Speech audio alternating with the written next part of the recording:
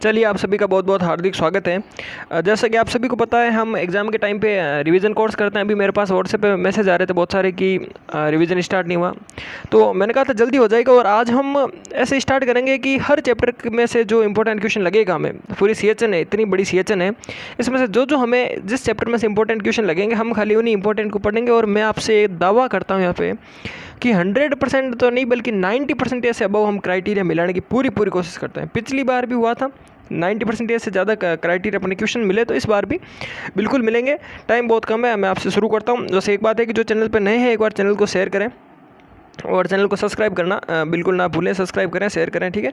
तो हम बात करें पॉपुलेशन एक्सप्लोजन किस प्रकार से अपने सोशल और इकोनॉमिक डेवलपमेंट को किसी इंडिविजुअल के, किसी सोसाइटी के और किसी कम्युनिटी पे डिपेंड करता है।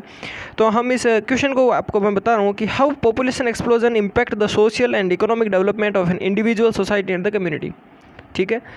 पॉपुलेशन एक्सप्लोजन मतलब जब कहते हैं कि जब जनसंख्या विस्फोट होता है, जनसंख्या में बहुत ज़्यादा वृद्धि हो जाती है, तो किस प्रकार से वो अपने समाज को और अपने अर्थव्यवस्था को, और समाज के विकास के और अर्थव्यवस्था के विकास के और किसी एक इंडिविजुअल, सोसाइटी और कम्युनिटी को डिपेंड करता है, ठीक है। क्वेश्चन समझ गए। अब हम चलते हैं आंसर की ओर कि impact of population explosion on social and the economic development of an individual, society, community, ठीक है। तो फर्स्ट है सोशल इम्पैक्ट, सामाजिक प्रभाव क्या पड़ेगा।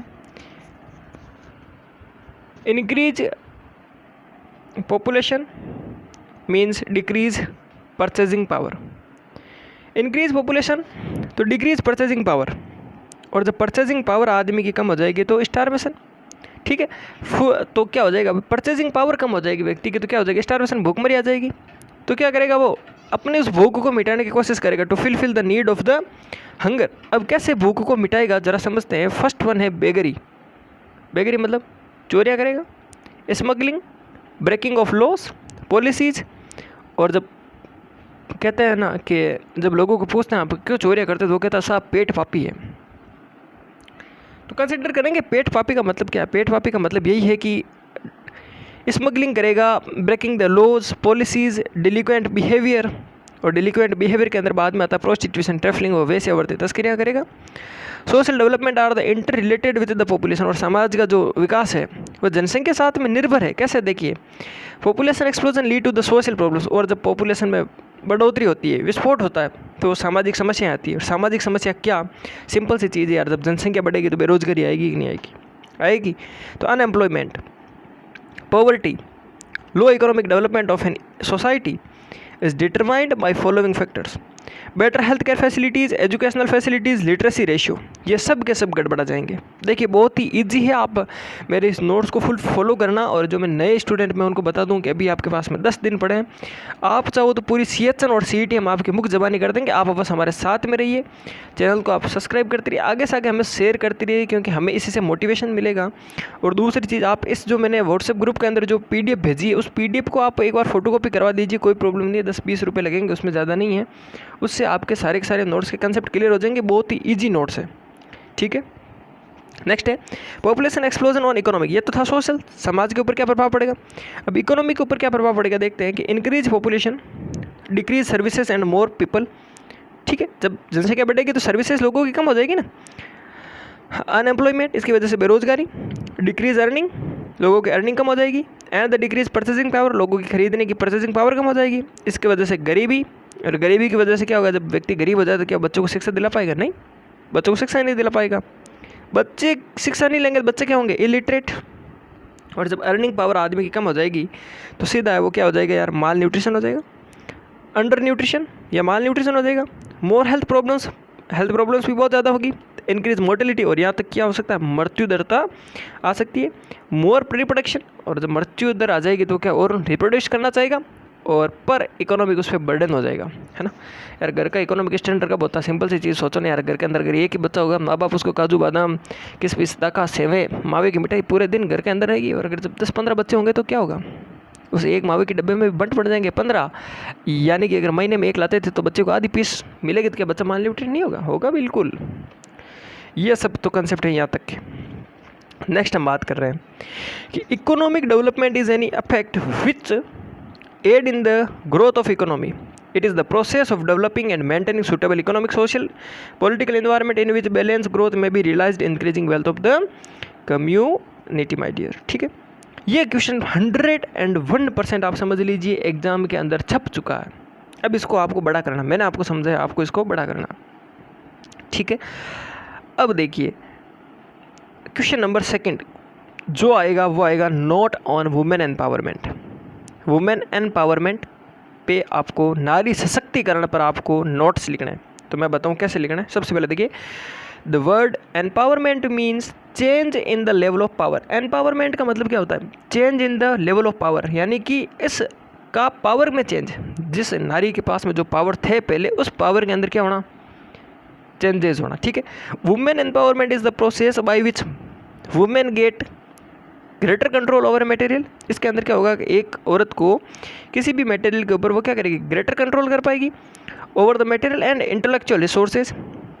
It is the process by which women negotiate A more equivalent distribution of power, A greater space in the initial decision making process in home, community, country, economic and political life. यानी अगर एक women को अगर स्वतंत्रता दी जाए और उस सारे मुक्त बंधन से किया जाए, तो देखिए रटने से ज़्यादा समझना जरूरी। ठीक है, इसलिए देखो, अगर वुमेन को क्या किया जाए? सारे मुक्त बंधन से किया जाए, उसको आज़ादी दी जाए। अगर उसको हम पॉलिटिकल लाइफ में आज़ादी दें, हम अगर उसको सोशल लाइफ में आज़ादी दें, घर के अंदर डिसीजन लेने की आज़ादी दें, राज्य के अंदर सरपंच में, पार्षद में, ठीक है, इन सब में अगर उसको खड़ा करके राजनीति के अंदर हम उसको आने की को दें, सिविल के लाइन के अंदर हो चाहे मीडिया के अंदर हो, सब जगह अगर हम वुमेन को एम्पावरमेंट दें तो शायद वो मेन के इक्वली आ सकती है। और यही होती है नारी सशक्तिकरण, नारी के हाथ में शक्ति देना।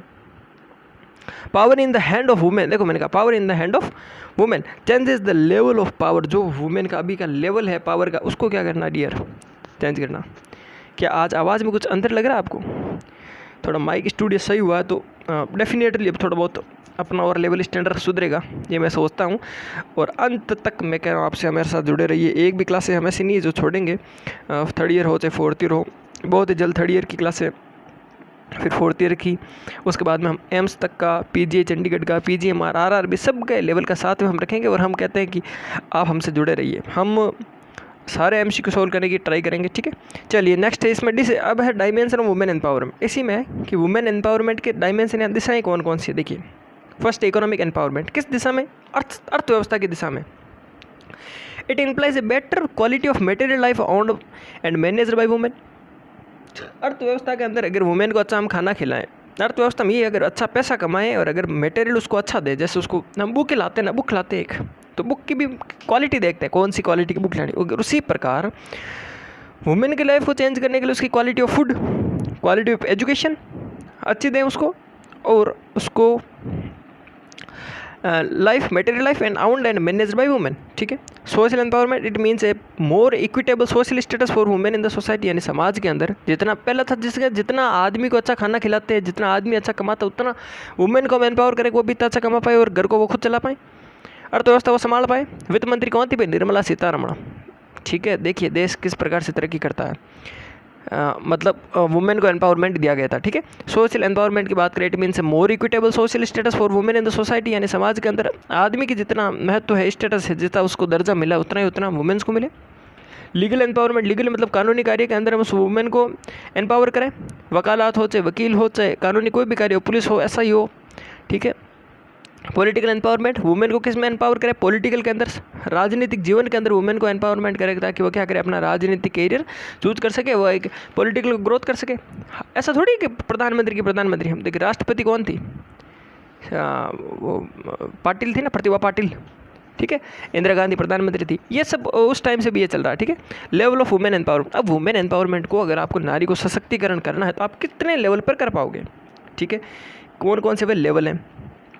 तो according to Longwe have there are 5 level, 5 level है। उसके आधार पर हम नारी को लेजिस्लेशन के अंदर, चाहे लेजिस्लेशन मतलब कार्यपालिका, यानी मतलब इंडियन डेमोक्रेसी की बात है यहाँ पे। पहला लेवल है, 5 लेवल के आधार पर हम करेंगे। फर्स्ट है नारी का खुद का कल्याण, welfare and address basic need of women.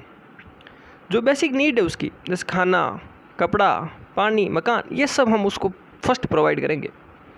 जैसे सपोज यार, अगर कोई हम एक ऐसी अनाथ आश्रम से कहीं से अगर कोई बालिका लेकर आते हैं और फिर हम सबसे पहले उसको क्या देंगे? ये देंगे अच्छा welfare, access to resources. Second, हम उसको संसाधन देंगे जैसे education, opportunity of women to education. तीसरा क्या करेंगे, filling gender gap and gender inequality, यानी मेल और फीमेल बराबर रेशियो होना चाहिए, है ना। अब ऐसा मत करना भाई एम्स के अंदर 80-20 है, फीमेल जेंडर गैप और जेंडर इनइक्वालिटी को बराबर करना पड़ेगा। Participation in the decision making के अंदर भी वुमेन को पार्टिसिपेशन करना पड़ेगा।